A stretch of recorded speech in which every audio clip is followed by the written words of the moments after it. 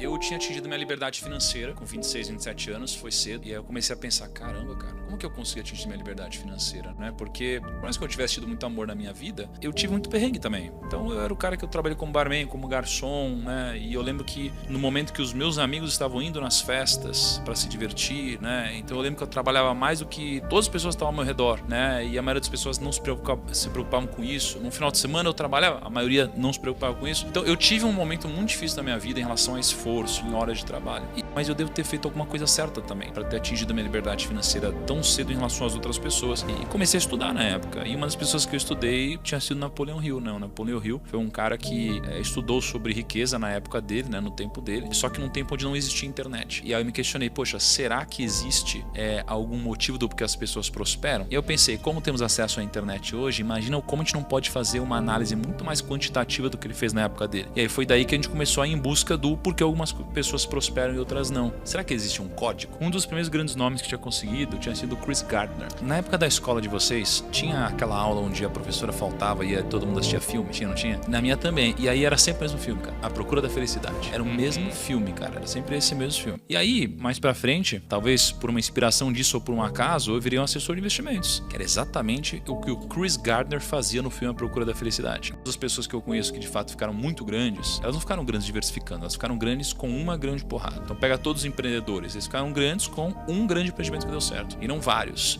O que eu percebi é que as pessoas, elas não devem diversificar o seu trabalho, mas devem diversificar o seu patrimônio. São coisas diferentes. Isso. Os judeus, eles têm uma passagem que é a passagem quando eles ensinam como investir o capital. E aí eu decidi me aprofundar nisso. E aí eu liguei hoje pro Rabino Dudu, e aí ele pegou a Torá, e ele abriu lá. Cara, é uma loucura, assim. E aí ele começou a interpretar pra mim tudo isso, e os judeus, eles representam 0,2% da população, e eles têm eles têm quase 1,5% da riqueza mundial. Então assim, eles são muito ricos por cabeça, mais do que qualquer outra religião, né? E tem algum motivo do porquê eles são muito ricos. Quando a gente foi estudar os princípios, né, judaicos, pensa que os judeus, eles acreditam, né, que os primeiros 5 livros da Bíblia são o Pentateuco, e aí, além disso, você tem a Talmud, que é uma coletânea, né, de livros que falam sobre lei, ética, moral e etc. Um desses livros tem um capítulo específico onde conta-se uma história. E nessa história é muito interessante que diz o seguinte, eles estão falando sobre leis. Estava escrito o seguinte, se você deixa um dinheiro seu na mão de alguém para cuidar, e essa pessoa perde o dinheiro que você deixou na mão dessa pessoa para cuidar, essa pessoa, ela está certa ou errada em ter perdido seu dinheiro? Tá? Então, olha que interessante. O livro fala que depende. Ele diz assim, ó, se eu deixei meu dinheiro com você e você foi negligente, então se você pegou o dinheiro e você deixou na mão de uma criança, ou você pegou, amarrou, jogou para trás aqui, e você perdeu o dinheiro, você é o culpado. Então alguma coisa ruim tem que acontecer com você. Se você pegou esse dinheiro e você guardou da forma correta, mas alguém veio e te assaltou, você não é culpado. Se você fez tudo certo e você foi roubado, aí você não é culpado, tá? É isso que tá escrito lá. Só que aí ele diz o seguinte, poxa, mas eu poderia ter dado esse dinheiro para uma criança. Em outras palavras, ele está dizendo assim, você poderia ter sido negligente. Mas o que mais eu poderia ter feito? Aí o rabino responde para ele, você poderia ter amarrado esse dinheiro na sua mão. Aí fala, amarrado esse dinheiro na sua mão? E aí depois ele explica o que é amarrar o dinheiro na sua mão. Ele diz, amarrar o dinheiro na sua mão seria como você pegar 1/3 do seu patrimônio e você enterrar embaixo da terra. 1/3 do seu patrimônio e você investir em negócios. E 1/3 do seu patrimônio e deixar e deixar essas posses abaixo da sua mão. Então ele diz, basicamente, que para o seu capital você deveria diversificá-lo dessas 3 formas: terras, negócios e posses que estejam abaixo da sua mão. Ou seja, real estate,